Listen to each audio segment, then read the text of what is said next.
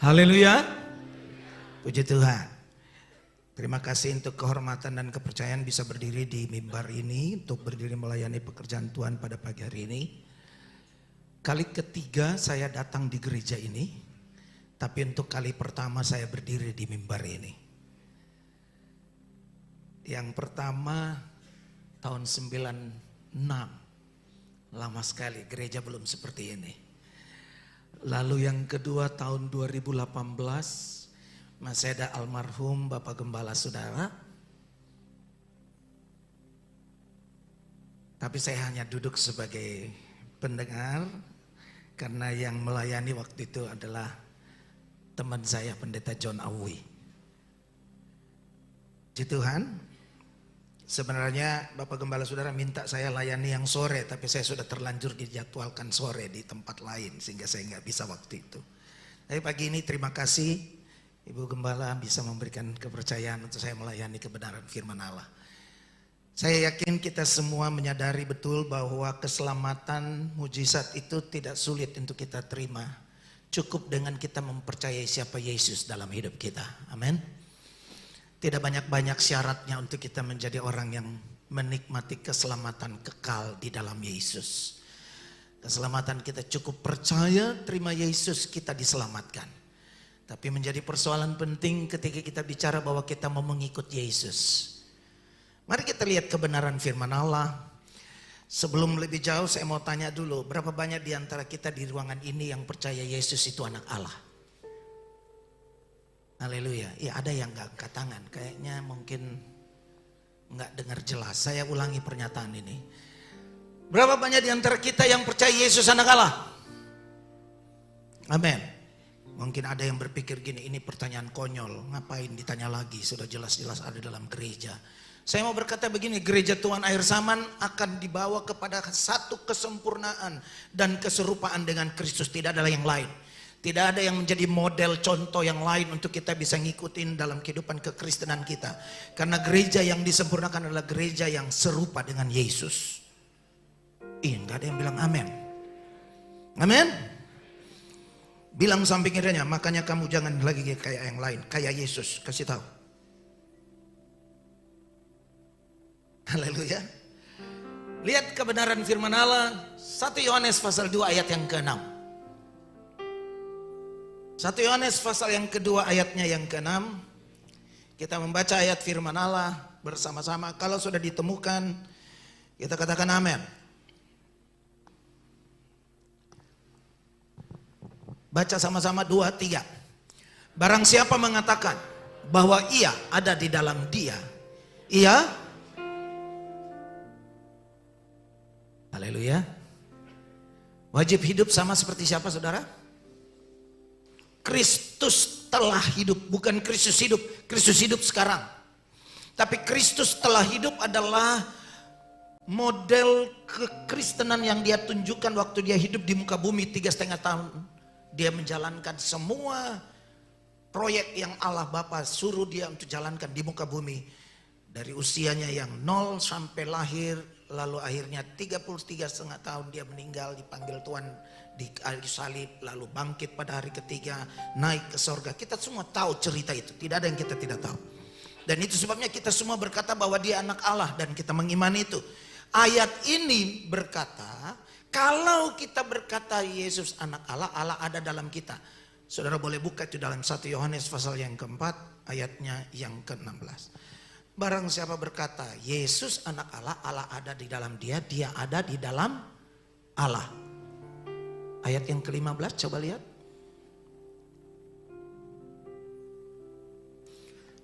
Baca sama-sama ayat ini, 2, 3.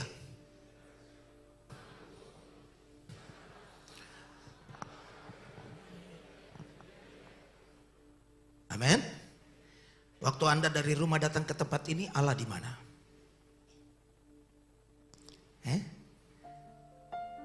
Waktu di motor dalam perjalanan menuju ke gereja untuk pelayanan, Allah di mana? Di motor dengan kita, setuju?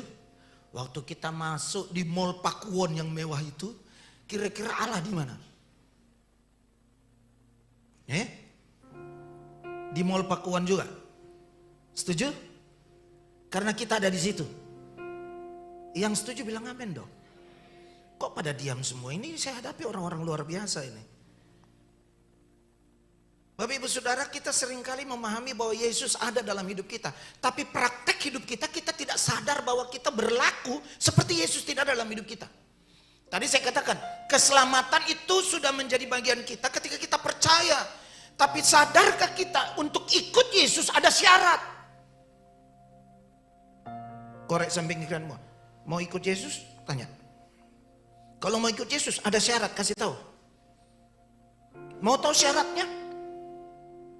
Saya tanya, mau tahu syaratnya?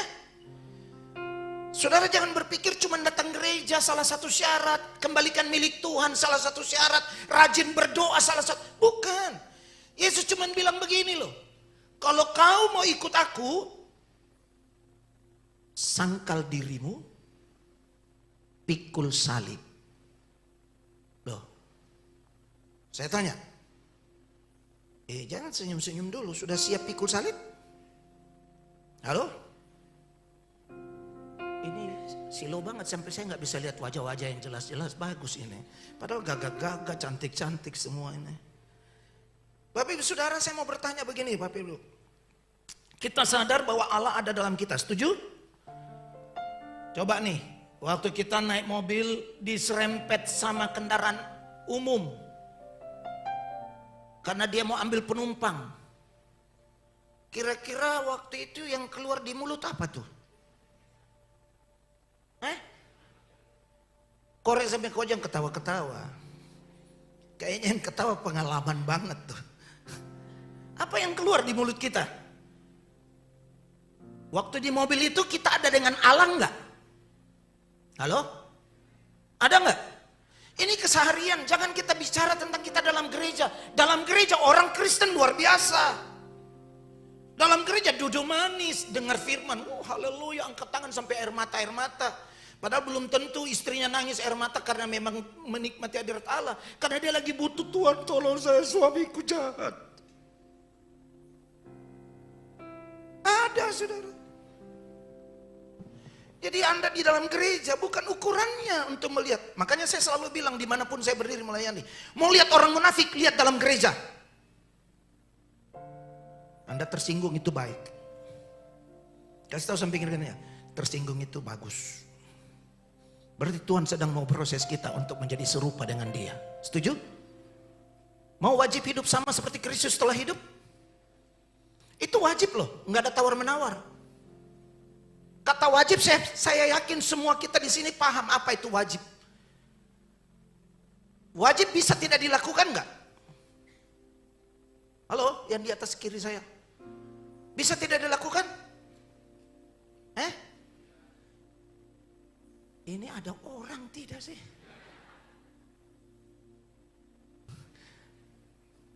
Kata wajib itu harus atau bisa nggak dilakukan? Harus. Oke, sepakat harus. Tapi bisa nggak bahwa kita nggak lakukan? Bilang sampai kiranya, iya persis kamu.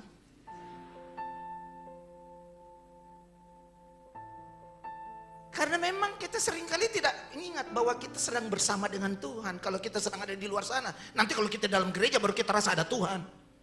Itu kekeliruan besar kekristenan. Sadari bahwa dimanapun kita berada, kemanapun kita pergi. Lagi dalam keadaan apapun, lagi di situasi yang terbaik atau terburuk sekalipun. Ada Tuhan dengan kita. Amin. Jangan cuma jadi lagu yang jadi kalau kita nyanyi, kita langsung mewek, baper gitu loh. Jangan. Bukan cuma lagu, memang dia benar hidup, dia ada dalam kita. Tadi kita dengar ayatnya baca. Barang siapa mengaku bahwa Yesus anak Allah, Allah ada di dalam dia, dia ada di dalam Allah. Tadi saya tanya, saudara ngaku, ya dia anak Allah, berarti dia ada dengan kita, setuju? Tapi kenapa keluar makian dari mulut kita? Kita nggak siap bayar harga. Itu persoalannya. Halo. Coba samping kiri kanan bilang ini, jangan pura-pura nggak denger kamu. Saya mau bilang begini Bapak Ibu Saudara, dengar baik. Kalau kita sadar sekarang bahwa kita sebagai orang percaya yang hidup di akhir zaman ini, kita tidak bisa tanpa Tuhan yang selalu menuntun kita. Roh Kudus diberikan sebagai penolong untuk selalu memampukan kita, menolong kita untuk menjalani kehidupan sesuai dengan apa yang firman Allah katakan. Hanya persoalannya kita nggak beri keleluasan Roh Kudus mengerjakan itu dalam hidup kita. Kita masih ngikutin ego kita. Kita masih ngikutin kemauan kita. Kita masih lebih dengar apa kata hati kita demi kepentingan diri. Perhatikan baik. Menurut saudara, berbuat jahat itu apa? Kalau berzina jahat, berbohong jahat, nipu orang jahat, pukul orang jahat. Kalau kira-kira kita ya nggak jujur dengan persepuluhan, jahat? Kenapa kalau masuk di sini susah mau bicara? Halo? Saya mau bilang begini, dengar baik. Bagi Tuhan, bukan soal apa yang kita sudah lakukan. Lebih jauh daripada itu. Justru belum kita lakukan. Itu sudah jahat di mata Tuhan. Mari buka yang firman Allah katakan seperti apa. Sama-sama ayat pasal 3 ayatnya yang ke-16. Tapi di Injil Yohanes pasal 3 ayat 16 bicara tentang kasih itu memberi, berkorban tanpa menuntut balas. Saudara perhatikan bedanya, ini Yesus, itu Yesus. Tapi perhatikan, kita itu seperti Yesus atau kita seperti siapa? Sama-sama pasal 3 ayatnya 16. Tapi yang satu Yesus di Yohanes, tapi kebanyakan orang ada di Yakobus. Mari lihat Yakobus 3 ayat 16. Apa kata Yakobus 3 ayat 16? Sama-sama pasalnya 3, sama-sama ayatnya 16. Tapi lihat bunyinya sangat berbeda. Baca sama-sama, sudah siap katakan amin. Mana? Sudah siap? Katakan amin. Baca 2, 3. Sebab di mana ada iri hati dan mementingkan diri sendiri, di situ kekacauan dan segala macam perbuatan jahat. Wow. Saudara lihat baik, ayat itu berkata, di mana ada iri hati dan mementingkan diri sendiri. Ternyata egois itu jahat.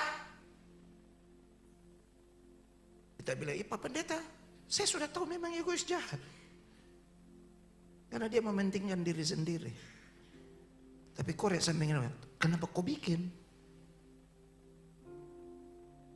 Sudah tahu, tapi tetap nggak tahu saya. Saya juga punya harga diri. Mentang-mentang, loh, Bapak Ibu Saudara sadar nggak bahwa hidupmu sudah ditebus dengan darah Yesus, lunas dia bayar. Setuju? Berarti harga dirimu diukur dalam siapa? Dalam Yesus, bukan dalam yang lain. Lalu kita bilang begini, Pak Pendeta enak saja ngomong. Tunggu dulu Pak Pendeta, saya masih manusia, saya bukan Yesus. Siapa yang bilang kau Yesus? Tapi kau harus berusaha, wajib hidup sama seperti Kristus telah hidup. Setuju? Halo? Yang di atas sepakat jawab amin atau tidak nih? Bapak Ibu Saudara, kita seringkali jadi orang percaya sudah tua di dalam Tuhan. Jadi jemaat tua-tua, tapi kelakuan baperan melulu. Enggak dibesuk langsung ngambek. Tante cuma ingat itu yang itu saja. Memang itu gereja cuma pentingkan yang begitu. Saudara, Anda kayak begitu berarti Anda belum siap bahwa egomu masih kau pentingkan demi kau punya diri. Saya mau beritahu, dengar baik. Segala sesuatu yang baik yang kita lakukan, termasuk saya yang khotbah saat ini, baru pertama kali saya khotbah di sini. Kalau ada niat hati saya di dalam khotbah seperti ini, Anda senang, Anda suka, terus Anda bilang sama majelis, bilang sama tante-tante bilang ini, undang dia ulang. Saya jahat di mata Tuhan. Halo? Halo, Bapak Ibu Saudara dengar baik, saya ulangi. Segala sesuatu yang baik yang Anda lakukan, kalau ujung-ujungnya hanya untuk kepentingan dirimu, itu jahat. Kenapa jadi diam? Korek sampai gini ya, kau tersinggung bagus. Saudara dengar baik. Termasuk saya khotbah dengan seperti ini. Terus dengan tujuan saya diundang ulang. Itu jahat demi kepentingan saya. Tuhan tahu itu.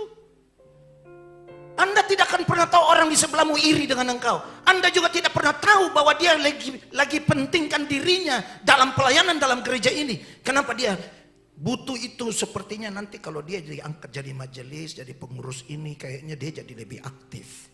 Waktu tidak jadi itu dia biasa-biasa saja. Loh, kok jadi begitu? Mau majelis, mau pendeta, mau apa saja sama, wajib hidup sama seperti Kristus telah hidup. Halo? Yang bilang amin cuma 4 orang. Halo? Amin? Loh saudara, ini Pak Pendeta ini hitam-hitam pendek gemuk lagi bicara keras sekali. Saya bilang gak apa-apa, kalau Tuhan taruh di hati saya harus bicara, saya bicara. Karena gereja yang mau disempurnakan, gereja yang harus selalu bentuk menjadi dewasa di dalam Tuhan.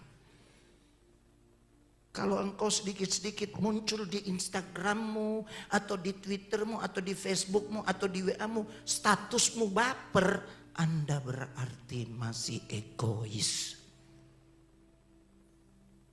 Halo? Ada yang sudah kesal, senyum-senyum. Kayaknya yang senyum-senyum ketawa-ketawa pengalaman ini. Masih suka baperan di Twitter, di status? Jadi anak Tuhan kita harus sadar, kita wajib hidup sama seperti Kristus telah hidup. Pertanyaannya, bagaimana sih Yesus hidup? Saudara pernah lihat Yesus tersinggung? Halo? Pernah lihat? Kalau ada yang pernah lihat, pernah temukan ayatnya, pernah baca kisahnya, tolong kasih tahu saya. Karena saya sudah baca Alkitab berkali-kali, saya belum pernah dapat. Ada yang pernah dapat Yesus tersinggung? Ada? Sekarang kalau tidak ada, yang bilang tidak ada sama-sama katakan amin. Korek sampingmu, kenapa kau suka tersinggung? Haleluya. Iya om, kan itu Yesus, kita kan bukan Yesus, kita masih manusia daging. Bapak ibu saudara, Anda yang sudah terima Yesus Kristus Tuhan dalam hidupnya, Alkitab katakan engkau adalah manusia baru di dalam Yesus.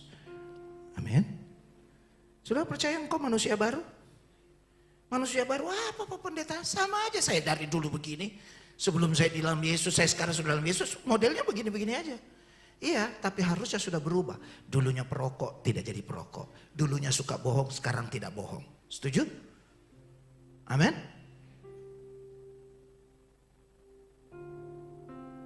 Dari tadi ada yang senyum-senyum, ketawa-ketawa. Tapi ada yang saya lihat dari atas ini, dia tinggal lihat saya gini terus. Ini kayaknya tersinggung berat karena dia pelakunya. Tapi sama-sama kita mau bertobat di hadapan Tuhan. Amin? Saya mau berkata begini, dengar baik. Firman ini lebih dulu datang untuk saya, baru untuk saudara. Makanya saya mau berkata gini, dengar baik. Kekristenan tidak diukur dengan rajinnya Anda bergereja. Atau Anda dapat jabatan apa dalam gereja. Jadi pengurus kek, jadi majelis kek, jadi diaken. Jadi apapun, penatua dan segala macam. Bukan itu ukurannya. Tapi ukurannya dimulai dari dalam rumahmu. Di mana istrimu, pasanganmu melihat engkau serupa Kristus di situ. Halo? Itu yang namanya sangkal diri dan pikul salib. Halo? Ini kok adem sekali di sini ya? Apa karena AC-nya kedinginan? Haleluya. Bapak ibu saudara, mari kita mau belajar untuk bertumbuh dengan benar di hadapan Tuhan. Amin. Karena kekristenan bukan diukur karena Anda setia bergereja, Anda setia mengembalikan milik Tuhan, Anda setia berkorban bagi pekerjaan Tuhan. Tuhan tahu hatimu. Kalau Anda berkorban sebanyak-banyak itu terus dengan ujung-ujungnya, kenapa saya punya nama tidak ada ya dalam laporan? Berarti Anda masih merasa penting dirimu di situ. Dan ingat, di situ timbul segala macam perbuatan jahat. Halo? Selama masih egomu yang kau pelihara, Anda sedang berbuat jahat di mata Tuhan. Mau wajib hidup seperti Kristus telah hidup? Pernah lihat Yesus mementingkan dirinya? Enggak pernah. Bahkan Yesus berikan segalanya untuk saudara dan saya. Dia mati di atas kayu salib. Dia berikan untuk supaya kita diselamatkan dan dibenarkan di hadapan Dia. Tapi tujuan Dia menyelamatkan. Tidak cukup Anda menjadi orang Kristen saja. Tapi perilaku hidup kita, gaya hidup kita, makin hari makin serupa dengan Dia. Amin. Pertanyaannya begini. Terus bagaimana caranya Pak Pendeta wajib hidup sama seperti Kristus? Enggak ada alasan apapun. Enggak ada lagi kita bisa excuse, minta maaf. Saya belum bisa kayaknya. Enggak ada cerita. Begitu kita mengaku Yesus Tuhan dalam hidup kita dan kita mengatakan Dia anak Allah dan kita di dalam Dia, Dia di dalam kita. Kemanapun kita pergi yang orang mau lihat itu Yesus. Haleluya. Jangan bawa atribut kita siapapun kita di situ. Anda boleh pejabat di pemerintahan, Anda boleh pengusaha besar di luar sana, Anda boleh siapapun di luar sana dan Anda dihormati, dihargai. Tapi di dalam tempat ini ketika engkau duduk sebagai seorang pelayan Tuhan, karena semua kita cuma dua hamba yang kita jadi hambanya siapa? Hambanya Tuhan atau hambanya siapa? Hambanya siapa? Ini pura-pura nggak tahu atau haleluya. Saya nggak usah terlalu jauh, kayaknya makin tertuduh sekali ya. Haleluya, Tuhan sayang kita semua. Amin. Tuhan mengasihi kita untuk kita diperbarui dari waktu ke waktu untuk terus makin serupa dengan Dia. Nggak ada model lain yang kita boleh lihat. Nggak ada contoh lain yang kita bisa. Paulus pernah berkata, ikuti teladanku karena aku mengikuti teladan Kristus. Ya, karena Paulus memang melakukan itu. Itu yang harusnya terjadi dalam hidup kekristenan kita. Tapi Paulus pernah protes sama Tuhan. Ada duri dalam daging yang terus mengocok aku. Tapi kembali perkataannya meneguhkan dia untuk berkata, ya. Waktu Tuhan berkata cukup kasih karuniaku padamu. Dia boleh berkata, kalau boleh memang mati itu lebih untung. Saudara ingat? Mati itu untung. Tapi kalau aku harus hidup, aku hidup untuk memuliakan Tuhan. Haleluya. Haleluya. Beri tepuk tangan bagi Tuhan. Jangan malu-malu saudara. Karena untuk kemuliaan Tuhan kita ada. Kalau kita masih diberi kesempatan pagi hari ini, kita bisa beribadah. Jangan melihat ini menjadi rutinitas hidupmu. Karena hari Minggu di haleluya jemaat rungkut pasti saya duduk. Bahkan kursimu sudah dihafal. Kursi itu tampaknya tante ini, om ini. Kalau kursi itu bukan om ini dan tante ini berarti dia mungkin sakit. Atau dia tidak di tempat. Anda dihafal tempat duduknya. Bukan soal itu. Tapi yang menjadi soal orang kenal Anda. Orang makin melihat memang serupa Yesus. Anda tidak main sogok.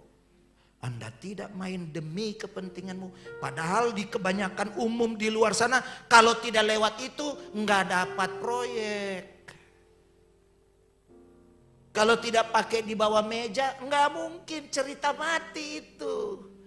Itu sudah biasa om. Harus lewat begitu om. Saya mau bilang ini, mau wajib hidup seperti Kristus telah hidup? Nggak ada yang berani bilang amin lagi. Mau wajib hidup sama seperti Kristus hidup? Stop dengan kau punya sogo-sogo. Halo? Nggak ada yang bilang amin lagi. Lu masih ragu-ragu lagi. Anda percaya Yesus ada dalam hidupmu? Halo? Percaya? Mari berdiri dengan kebenaran. Yesus tahu apa yang kau butuh. Yesus paling tahu apa yang sedang kita hadapi. Makanya ada di bagian lain Yesus pernah berkata, marilah kepadaku hai kamu yang letih lesu dan berbeban berat, aku akan beri kelegaan kepadamu. Bayangin, sudah letih lesu, sudah susah, sudah sulit hidupnya, begitu datang di dalam Yesus. Yesus bilang, weh, kita mau ketemu Yesus, dia beri kelegaan. Sampai di depan Yesus dia bilang gini, pikulakuk. Saya mau tanya dulu, kuk itu enak? Yang bilang kuk tidak enak angkat tangan. Ini mengerti bahasa Indonesia tidak? Yang bilang cook enak, angkat tangan. Angkat tangan yang bilang cook enak. Yang bilang cook tidak enak, angkat tangan. Enggak sampai 40%. 60-70% tidak ada yang berani angkat tangan. Ini yang absen-absen gini yang bikin kacau ini negara. Dikasih pertanyaan untuk bisa memilih. Tapi itu satu keputusan, saya hargai. Saya hormati keputusan saudara tidak mau angkat tangan. Karena saya bukan anak sekolah minggu. Tapi kelakuan anak sekolah minggu. Masih suka tersinggung. Masih suka baperan. Masih suka tidak mau dengar-dengar lagi. Itu kelakuan anak-anak sekolah minggu. Jadi saya mau berkata gini, dengar baik Bapak Ibu Saudara. Waktu Yesus bilang, marilah kepadaku hai kamu yang letih lesu dan berbeban berat. Aku akan beri kelegaan kepadamu. Lalu begitu datang sama Yesus, Yesus bilang ini, pikulah kuk. Dan tidak berhenti di situ, belajar kepada aku karena aku lemah lembut, rendah hati. Setelah itu dia lanjut, sebab kuk yang kupasang itu enak dan bebanku pun ringan. Haleluya. Kira-kira di mana itu enaknya dan ringan? Di mana itu kuk? Saudara paham apa yang dimaksud kuk kan? Soalnya di Surabaya sudah tidak ada petani-petani. Kenapa Yesus mengumpamakan seperti itu? Karena bangsa Israel pada umumnya memang petani. Sehingga mereka sangat paham apa itu kuk. Mereka sangat mengerti kuk yang dipasang itu seperti apa. Saya mau bikin sedikit peragaan. Pemain drum ini siapa namanya? Dia sibuk dengan WA atau dengan Instagram? Siapa namanya nih pemain drum? Hah? Rafael? Hah? Rafael? Oh Rafael. Rafael bisa maju ke depan dengan saya? Boleh? Ayo sini. Maju ke sini. Loh kok saya panggil kamu duduk terus sih? Di dalam situ nggak dengar firman ya? Dengar? Oh dengar. Oh. Mari sini. Sini sama saya. Jangan ragu-ragu. Saya nggak makan orang. Saya mau kasih tunjuk sama kita bagaimana itu. Kamu main drumnya bagus, keren. Saya suka. Karena saya juga pemain drum dulunya. Oke, Rafael.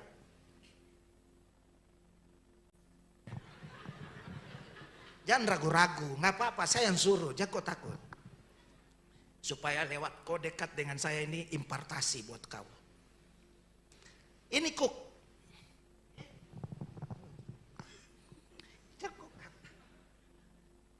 Bapak Ibu Saudara dengar baik. Kuk yang dipasang oleh Yesus, Yesus bilang ini. Itu enak dan ringan. Belajar sama aku rendah hati, aku lemah lembut. Kenapa jadinya tidak enak? Sudah lihat ya, saya kasih contoh. Yesus yang berpengalaman, kita nggak berpengalaman. Setuju? Saya ulangi lagi. Tidak ada seorang petani menggarap sawahnya dengan menggunakan sapi muda yang belum berpengalaman untuk garap lahan. Nggak ada. Pasti disandingkan dengan yang sudah berpengalaman. Itu Yesus tahu. Tidak ada seorang petani, kebetulan saya punya tempat pelayanan yang ada di Kabupaten Pangkep di Sulawesi Selatan. Itu penghasil beras. Sehingga saya tahu betul. Cuman sekarang sudah jarang yang pakai sapi, sudah banyak yang pakai traktor. Tapi saya mau beritahu dengar baik. Orang yang menggarap lahan sawahnya, selalu dia akan menggunakan sapi yang sudah pengalaman supaya jalannya benar. Kalau yang baru mau dilatih, anggaplah Rafael adalah yang muda. Memang saya sudah tua rambut putih. Ya toh, Rafael? Oke. Kita tes sekarang.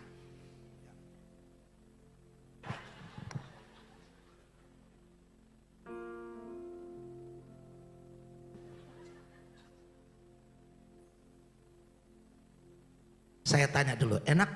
Iya.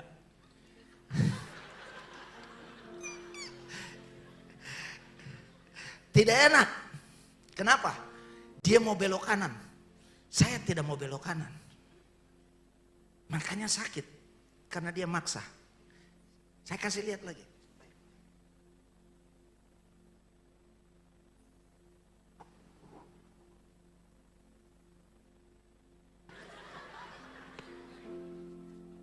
Enak? Enggak. Tidak enak. Kenapa tidak enak? Dia mau terus. Tapi saya berhenti. Saya mau dengar baik. Kira-kira Yesus lebih tahu hidupmu atau kau lebih tahu hidupmu? Yesus lebih tahu. Korek sampai kena. Makanya jangan sok tahu kamu. Kenapa jadi tidak enak? Karena dia memaksa. Di depan sisa besok tanda tangan MOU, kontrak kerja, dapat proyek jalan tol dengan Menteri BUPR Basuki dengan nilai 1,8 T. Mau tanda tangan. Tapi ternyata kerjasamanya bukan dengan kementerian tapi dengan satu investor dari China. Tiba-tiba batal. Padahal sudah didoakan, sudah dipuasakan, tidak batal. Saya mau tanya, kira-kira yang lebih tahu itu investor China kita atau Tuhan? Kenapa tadi dia tidak enak waktu dia mau belok kanan, waktu dia mau terus? Saya mau beritahu dengar baik. Yesus tahu waktu dia belok kanan dia akan jatuh. Yesus tahu kalau dia paksa maju ke depan, dia akan masuk jurang. Makanya Yesus tahan. Itu sebabnya Yesus bilang begini, mari kepadaku hai kamu yang letih lesu dan berbeban berat, aku akan beri kelegaan. Leganya di mana?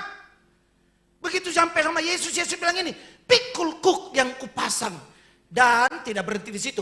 Belajarlah kepadaku karena aku ini rendah hati dan lemah lembut. Amin. Sekarang saya kasih tunjuk mana tuh yang enaknya.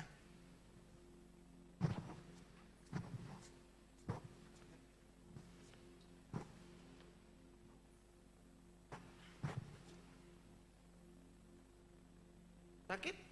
Ya. Enak? Saudara lihat, kenapa bisa dia bilang enak, tadi tidak enak? Karena tadi dia sok tahu. Mau belok kanan dan mau terus. Korek samping kiri kanannya. Bilang begini, persis kamu. Kita tepuk tangan dulu buat Rafael. Ya, thank you. Saudara perhatikan baik. Kenapa Anda seringkali merasa tidak enak? Kenapa Anda merasa gagal? Kenapa Anda merasa sepertinya kok jalan buntu? Tenang aja saudara. Kalau Anda tahu Anda sedang mau belajar berjalan bersama dengan Yesus. Mungkin saja Yesus sedang berhenti. Tapi Anda sedang paksa mau jalan. Dia jadi enak. Dia jadi ringan. Karena kita sedang berjalan satu kuk dengan Yesus. Dan kita mau taat apa saja yang Yesus bilang. Apa saja yang Yesus suruh. Belok kiri, belok kanan, berhenti. Maju terus. Kita taat. Haleluya. Mau nikmati yang enak itu? Halo? Mau nikmati yang enak? Korek samping kiri kanannya. Makanya belajar sama Yesus. Kasih tahu. Kalau mau belajar sama Yesus, egomu masih hidup? Kepentinganmu masih ada? Halo? Masih ada? Enggak ada. Makanya itu yang dibilang pikul salib dan sangkal diri. Sudah siap? Halo? Kenapa enggak ada yang jawab? Sudah siap? Haleluya. Tepuk tangan buat Tuhan Yesus. Saudara, seringkali kita yang tidak mau ambil bagian untuk berjalan bersama dengan Yesus. Karena kita pikir kering di situ. Padahal Yesus bilang memang kering, aku akan bikin itu jadi basah. Yang tahu itu kering dan basah siapa? Kita atau Tuhan? Tuhan. Tuhan lebih tahu hidupmu. Tapi Tapi kenapa kita sepertinya jadi Tuhan, kita lebih tahu dari Tuhan? Itu persoalan kita kekristenan. Kita merasa kita lebih tahu dari Tuhan tentang hidup kita. Karena kita pernah punya pengalaman yang lalu, 2 tahun lalu, 3 tahun lalu, waktu sebelum COVID, kita punya pengalaman itu. Oh, sekarang hadapi yang sama, oh aman kok, sudah berdoa, sudah diminta doakan sama Ibu Gembala. Kok gagal? Jangan salah, Tuhan tidak pernah bekerja dengan sesuatu yang sama terus menerus. Dia Roh Kudus, dia sangat maha pencipta, dia bisa buat segala sesuatu yang tidak mungkin menjadi mungkin. Kita tahu itu, kita percaya itu, kita bilang dia tidak ada yang mustahil, tapi kita sendiri masih nggak siap untuk yang tidak mustahil itu. Kok korek sampai kenapa? Makanya jangan sok tahu, kasih tahu. Disuruh kasih tahu, pura-pura nggak mau kasih tahu lagi. Yang duduk dengan suaminya, istrinya korek, makanya dengar. Biasanya suami bilang, kau tahu apa? Jangan urus-urus itu. Bukan kau punya urusan. Kita rasa kita lebih tahu. Saya mau beritahu, dengar baik bapak-bapak di ruangan ini, dengar baik. Tuhan berikan istri itu menjadi penolong buat engkau.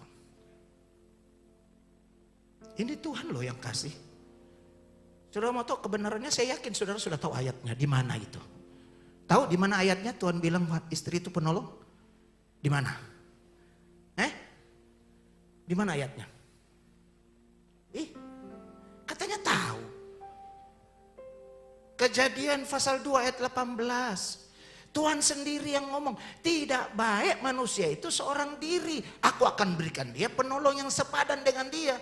Berarti Tuhan sangat paham, kita ini laki-laki jangan suka sok tahu, karena kita nggak bisa kalau tanpa ada penolong kita. Saudara lihat baik, di Alkitab cuma ada 2 penolong dalam hidup kita. Yang pertama Tuhan sendiri melalui Roh Kudusnya. Yang kedua istrimu. Coba yang duduk dengan suami istri ini pasangan, coba kuliah dulu. Yang duduk dengan pasangan, siapa suruh kau duduk sendiri, mana Karen? Sudah kalau Ibu Gembala saya paham, sudah tidak ada om. Saudara lihat pasanganmu, hargai dia, Tuhan yang taruh dia jadi bagian untuk menolong kau. Haleluya. Saya mau tanya, Bapak Ibu Saudara dengar baik. Lebih kuat mana? Yang ditolong atau yang menolong? Ayo jawab, ibu-ibu paling keras, menolong. Kayaknya ibu-ibu bilang gini, mantap om, terus om. Saya lihat ini wajah-wajah ibu-ibu ketawa-ketawa, senyum-senyumnya, tapi senyum kecut gitu loh. Kayaknya tertekan sama suaminya gitu loh. Karena bapak seringkali bilang, sudah jangan urus urusan saya. Padahal ibu sudah kasih tahu, Pak kayaknya nggak bagus loh. Orang itu kayaknya nggak benar. Kita bilang, kau tahu apa? Kau kenal aja tidak, kau sok tahu aja. Kita bantah istri kita. Kita tolak pernyataan dia. Kita lupa bahwa dia adalah penolong bagi kita. Dan saya mau beritahu, cuman pada seorang wanita Tuhan berikan intuisi, tidak pada diri kita. Halo? Weh bapak-bapak, coba bilang amin sedikit kah? Kok kayak tertuduh sekali. Haleluya. Saya senang karena kebetulan istri saya tidak ikut. Padahal kalau dia ikut, padahal saya senang kalau dia ada sebenarnya. Karena dia bisa saksikan bagaimana kami, rumah tangga kami. Saya nggak menutupi diri saya, walaupun saya baru pertama kali berhadapan dengan Bapak Ibu Saudara. Saya sudah menikah 27 tahun. Belum lama, banyak di sini yang saya lihat sudah tua, sudah 50 tahun mungkin, 40 tahun. Tapi persoalan yang paling mendasar, saya seorang hamba Tuhan, istri saya juga hamba Tuhan. Saya cucu pendeta, saya anak pendeta, saya pendeta. Dan istri saya, kami ketemu di sekolah Alkitab BJ, satu angkatan. Yang walaupun ada Taurat, tapi ternyata jadi. Tetap dihukum. Tetap ada hukumannya karena Taurat. Tapi akhirnya kami menikah. Saya dari latar belakang bersaudara banyak. Kami 10 bersaudara.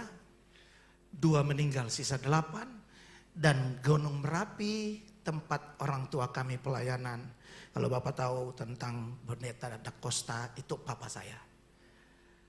Di sanalah kami bertumbuh menjadi besar sampai saya kuliah, saya selesai kuliah.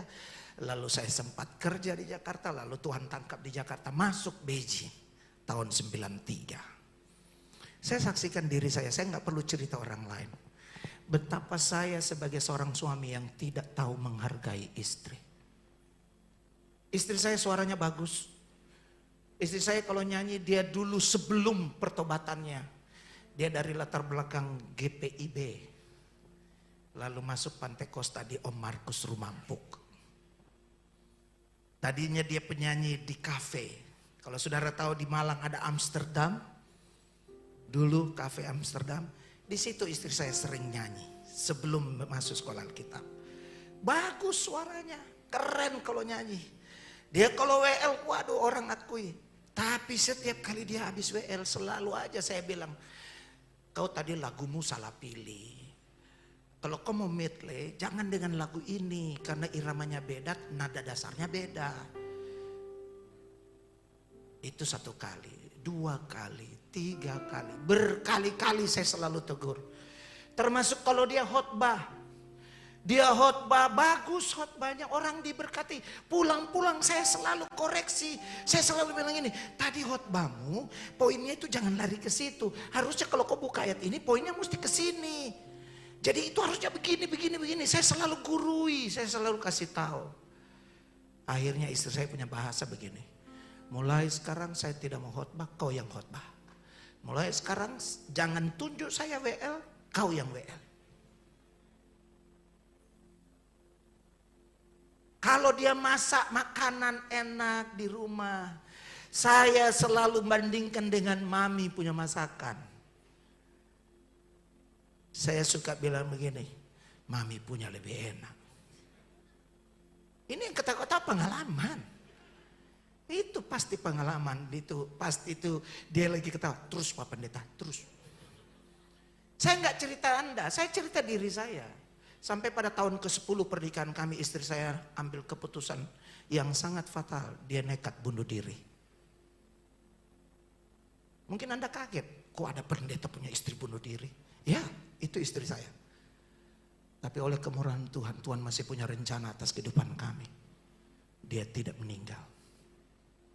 Dia masih hidup sampai hari ini. Dia tidak hadir tadi, Tante Mei ketanya, mana? Saya kira datang dengan Mai tua. Saya bilang istri saya ada di tempat pelayanan, dia yang gantikan saya lagi melayani di sana. Tahun 2007 itulah titik balik kehidupan rumah tangga kami. Saya menikah tahun 97. 2007 bulan April istri saya nekat bunuh diri. Sementara saya lagi kuliah lanjut S2 saya di STT Jeffrey Makassar. Tapi ternyata tidak ada arti itu S2, SSS dililin segala macam. Istriku nekat bunuh diri, nggak tahan hidup dengan saya. Saya bukan pria yang suka tempeleng atau suka pukul atau cuman karena kata-kata saya yang tidak pernah membangun istri saya, yang tidak pernah merasa menghargai apa yang sudah dia buat.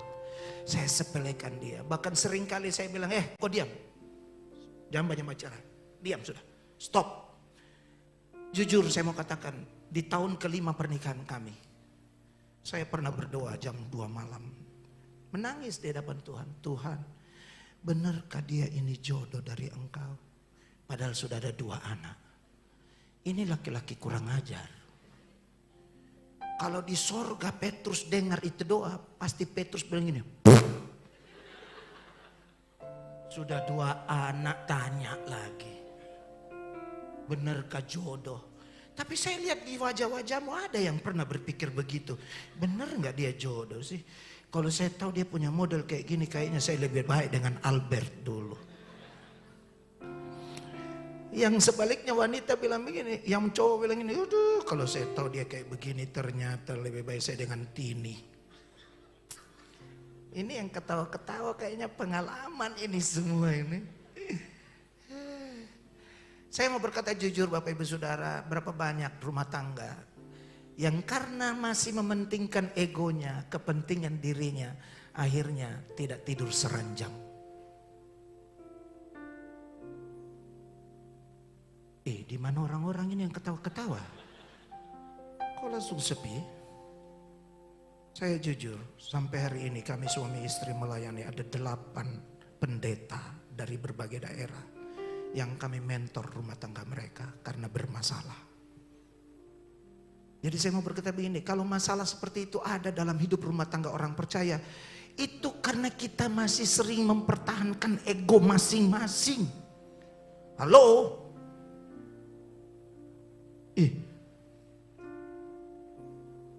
Ini orang ada. Coba korek samping kiri kanan, kasih senyum dan bilang begini, kalau kita tersinggung bagus kita mau bertobat. Haleluya. Amin. Firman Allah saudara. Saya bertobat. Tapi sebelum saya bertobat, waktu saya tahu istri saya nekat bunuh diri dan puji Tuhan tidak mati, dia masih ada.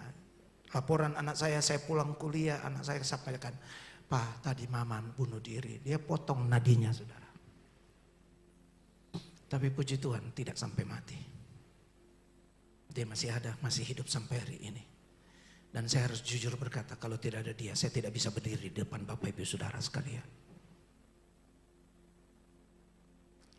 Ada satu saat saya ikut satu kegiatan dan saya bertobat.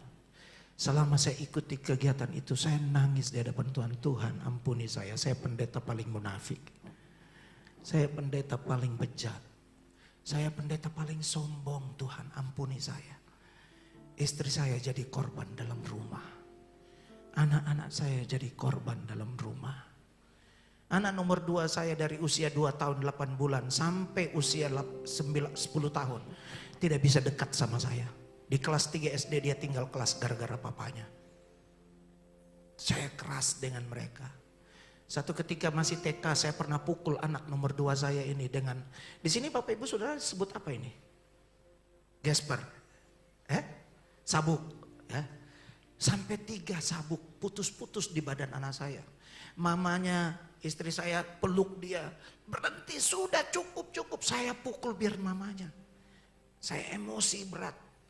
Gara-gara waktu dia di TK, dia buat sesuatu yang membuat saya dipanggil ke sekolah di TK Raja Wali. Kalau saudara tahu, pernah di Makassar hidup, saudara tahu tuh TK Raja Wali, Katolik punya. Saya dipanggil oleh suster kepala dan ditanya, Pak Pendeta, Bapak kan pendeta, tolong didik anaknya, jangan pintar khotbah buat jemaat, anak sendiri tidak diurus. Saya tersinggung setengah mati. Saya bilang, Tuhan apa anak saya buat ini? Masih TK 0 kecil, bukan 0 besar. Dia ternyata dia lagi asik main ayunan besi di sekolahnya. Tiba-tiba kakak kelasnya, badannya lebih besar dari dia, yang namanya 0 besar. Rampas suruh dia turun dari ayunan itu. Dia nggak mau turun, dipaksa turun. Akhirnya dia turun, dia tolak itu ayunan besi. Kena kakak kelasnya punya belakang telinga ini saudara. Robek dan biru bengkak 3 hari nggak masuk sekolah. Orang tuanya datang ngamuk-ngamuk di sekolah. Saya dipanggil pas hari orang tuanya ngamuk-ngamuk. Saya dipanggil oleh suster, saya berhadapan dengan suster. Saya keluar dari ruangan suster, karena saya minta, oke, suster, saya minta maaf karena saya punya kelakuan. Saya lagi baru keluar ruangan, saya lihat dia punya papa berteriak-berteriak di luar sana, di depan pintu masuk dengan satpam. Satpam sedang tunjuk sama guru yang guru yang lain. Itu anaknya. Papanya lagi ngamuk-ngamuk. Yang mana dia itu? Saya punya anak jadi korban. Mana orangnya? Mana anaknya itu? Lalu guru dan satpam itu anaknya. Begitu dia lihat dia bilang, anaknya pendetaku.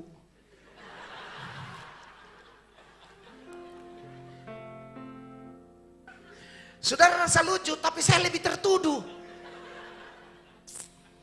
Saya ketemu papanya, saya minta ampun sama papanya, maafkan anak saya. Dia bilang, enggak apa-apa Pak Pendeta, memang begitu anak-anak. Saudara lihat, korek saya pikir, persis kau tuh. Cuma karena pendeta punya anak lalu kita bilang, enggak apa-apa. Padahal dalam hati dongkol, kurang ajar kalau saya takut. Kan kita berubah. Berapa banyak kita model kayak gitu? Saya pulang di rumah, anak itu saya pukul, itu yang putus sampai 3 sabuk beginian, putus-putus di badan anak saya sama istri saya. Itu kelakuan saya dulu. Tapi ketika saya bertobat saudara, 2007 bulan Agustus, saya duduk dengar kebenaran, saya nangis dari sejak awal sampai akhir. Saya bilang, Tuhan ampuni saya jahat. Waktu itu saya ikut kegiatan di Prigen, Jawa Timur ini. Saya pulang dari Surabaya saudara, saya langsung rekonsiliasi dengan istri saya. Saya datangi istri saya karena pesawat malam tiba sudah jam 9 malam, sampai di rumah jam 10. Saya ngomong sama istri saya tidak langsung tidur. Dengan air mata saya nangis, saya cium kaki istri saya, sayang ampuni saya. Saya sudah berdosa sama kamu. Saya jahat sama kamu. Saya semena-mena dengan kamu. Saya tidak hargai kamu, saya tidak hormati kamu. Ampuni saya. Saya tidak layak berdiri di mimbar. Saya butuh pengampunanmu. Wah, istri saya nangis, dia lihat saya. Saudara tahu berapa lama kami harus saling mendoakan, saling mengampuni dan nangis-nangisan dari jam 10 malam sampai jam 4 subuh. Berulang-ulang kali saya cium kaki istri saya, minta ampun. Dari situ titik balik hidup rumah tangga kami. Tuhan pulihkan. Lalu dengan anak nomor 2 saya ini, masih usia 10 tahun. Saya berlutut di depan dia. Namanya Nathanael. Panggilannya Ael. Ael, ampuni papa nak. Papa tidak layak melayani kalau kau tidak ampuni papa. Saya nangis. Saya kalau cerita ini saya akan nangis saudara. 8 tahun lebih dia gak bisa dekat dengan saya. Dia pahit dengan papanya. Dia menganggap saya tidak jadi seorang papa yang baik buat dia. Saya diingatkan Tuhan, hai bapak-bapak jangan sakiti hati anak-anakmu. Saya nangis, saya cium kaki anak saya, Ahael papa butuh pengampunanmu. Papa tidak layak berdiri di mimbar kalau kau tidak ampuni papa. Saya nangis saudara. Berkali-kali saya cium kaki saya, anak saya dengan berdiri tegak, dia cuma lihat saya dengan air mata dipelupuk dengan nafas terengah-engah. Dengan marah. Dia ingin lihat ketulusan saya dalam mengakui bahwa saya salah. Saya bilang, papa jahat nak. Papa pernah pukul kau, papa tidak hargai kau. Kau merasa papa beda-bedakan, papa jahat, ampuni papa nak, papa butuh. Sampai istri saya sudah peluk anak saya dan berkata, Ael ampuni papa, ampuni nak.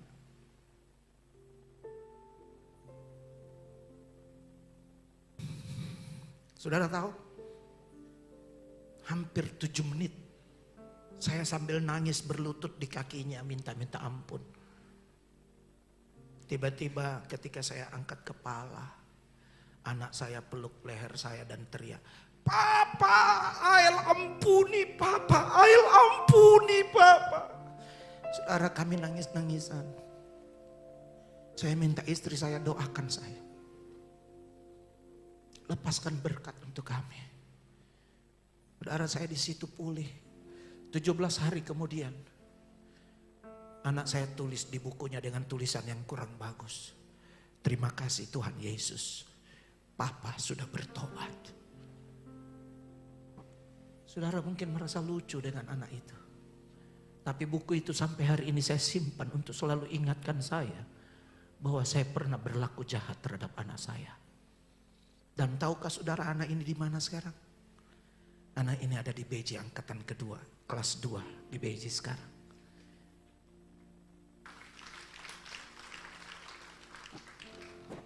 Sejak pemulihan itu, anak ini menjadi sangat dekat dengan saya.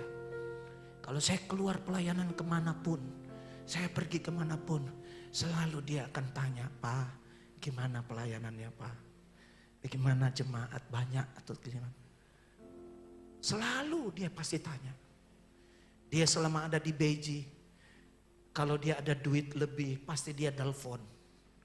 Biasanya malam-malam dia pasti telepon, pakai telepon sewa. 10 menit 7.000 rupiah. Dia telepon, Pak, Papa baik-baik. Dia sempat praktek 4 tahun di BSD, di Bumi Serpong Damai. GPDI Sekina. Dia 4 tahun praktek kelas 1 waktu dia tamat kelas 1 angkatan 64. Sekarang dia ada di BJ angkatan 69 untuk kelas 2. Anak ini jadi berubah luar biasa. Ketika kami di pelayanan, dia di sekolah dari SMP, SMA, dia jadi anak ranking, anak terbaik. Jadi wakil sekolah, ikut solo, ikut lomba musik, ikut vokal grup. Dia jadi motornya dengan mereka semua, teman-temannya.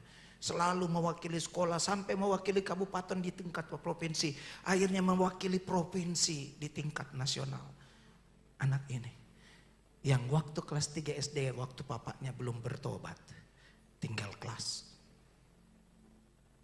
Sudah lihat perubahan yang Tuhan buat. Saya mau belajar wajib hidup sama seperti Kristus telah hidup. Saya mau belajar hidup memiliki pikiran dan perasaan yang terdapat di dalam Kristus Yesus Tuhan kita. Kita baca ayat ini, Filipi pasal 2 ayat yang kelima. Kalau saudara bicara untuk sangkal diri dan pikul salib, saya dengar tema itu yang sedang dilakukan di tempat ini. Mari belajar, lepaskan ego kita. Bukan kita kok. Seringkali kita merasa kita orang tua tidak wajib untuk minta maaf sama anak-anak. Padahal kita melukai mereka. Padahal kita menyakiti mereka. Alkitab jelas berkata, hei bapak-bapak jangan sakiti hati anak-anakmu. Memang Alkitab juga berkata, hai anak-anak hormati orang tuamu. Alkitab tidak pernah tulis, hai anak-anak hormati orang tuamu karena dia baik sama engkau. Enggak ada. Sebaliknya, hai bapak-bapak jangan sakiti hati anak-anakmu apapun situasinya. Nakalkah dia, bagaimanapun dia. Dia tetap anak. Dan saya bertobat. Sejak saya pemulihan 2007 itu, saya mengambil komitmen dalam diri saya. Saya tidak akan khotbahkan apa yang tidak saya hidupi. Tapi saya hidupi apa yang saya khotbahkan. Itu sebabnya apa yang kita bicara tentang tema pikul salib dan sangkal diri. Ini harusnya jadi gaya hidup orang percaya. Sehari-hari kita akan terkikis dengan sangkal diri itu. Itu yang dibilang menanggalkan kepentingan diri sendiri demi kepentingan orang lain. Coba baca ayat ini, Filipi 2 ayat yang kelima. 2, 3.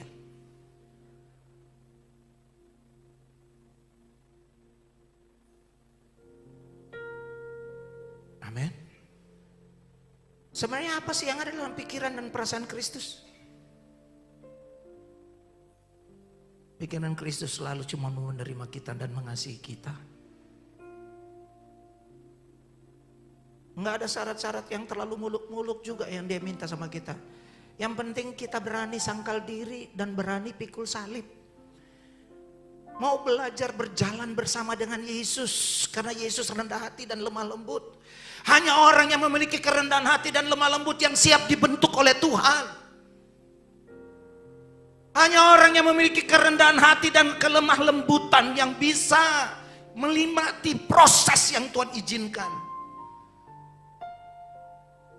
Saya mau berkata, saya mau tunjukkan sama saudara, lihat baik apa itu lemah lembut. Lemah lembut itu bukan seperti ini. Ini mau dibengkokkan gak bisa, patah kalau saya paksa bengkokkan. Tapi lemah lembut itu kayak ini nih. Ada kabel gak sih?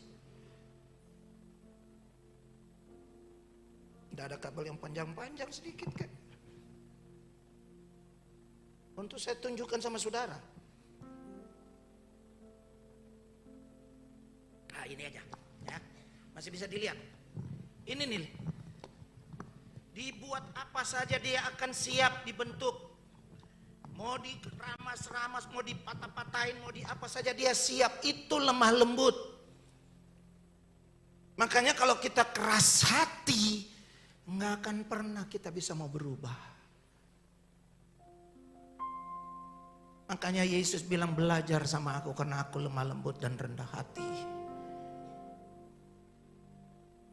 Saudara mau sangkal diri? Mau pikul salib? Itu keserupaan dengan Kristus. Makanya ayat pokok kita berkata bahwa kita wajib hidup sama seperti Kristus telah hidup. Enggak ada yang lain. Anda bicara untuk menjadi orang Kristen, bukan untuk jadi orang Kristen yang serupa pendeta siapapun. Anda boleh kasih contoh. Mau luar negeri, dalam negeri, bukan. Ukurannya Yesus Kristus Tuhan. Standarnya ada di sana. Dan ketika saya beres dengan istri saya beres dengan anak saya, Tuhan memulihkan hidup rumah tangga kami. Itu sebabnya yang tadi saya saksikan, ada 8 hamba Tuhan pendeta dari berbagai daerah. Kami mentor sampai hari ini. Untuk mereka hidup dalam kebenaran Kristus. Bapak Ibu Saudara, nggak ada cara lain untuk kita menjalani hidup kekristenan kita untuk bertumbuh makin dewasa di dalam Tuhan. Untuk serupa dengan Dia. Ego kita mati. Sebagai ayat penutup, Roma 12 ayat yang pertama.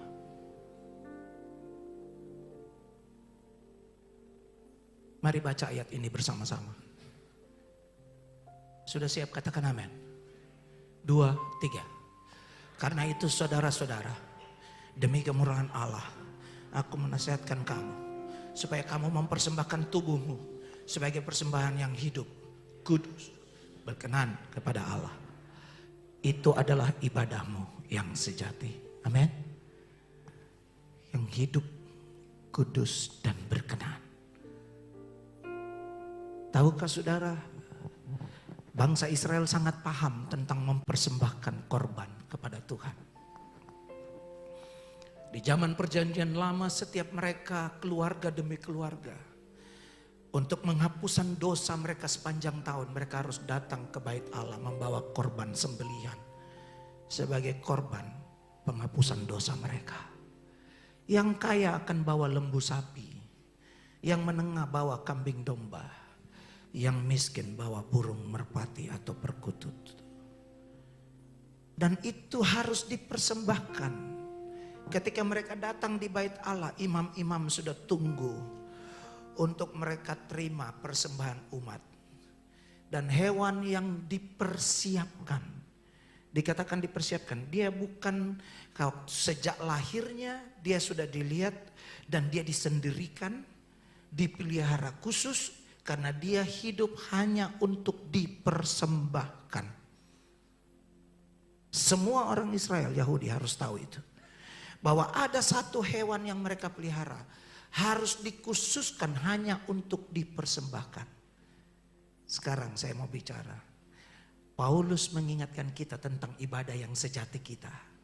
Adalah kita mempersembahkan tubuh sebagai persembahan yang hidup, kudus, dan berkenan kepada Allah. Amin. Haleluya. Berarti kita adalah hewan yang sedang dipersiapkan dari awal untuk dipersembahkan. Setuju? Sepakat? Halo? Sepakat? Sadarkah saudara bahwa setiap orang Israel yang mempersembahkan korban itu harus hidup-hidup, dan setiap imam akan periksa binatang itu yang mau dipersembahkan, mulai telinganya, giginya, hidungnya, kukunya, badannya, ekornya, pantatnya, semua diperiksa supaya dia masuk kategori tidak bercacat celah. Dia masuk kategori berkenan.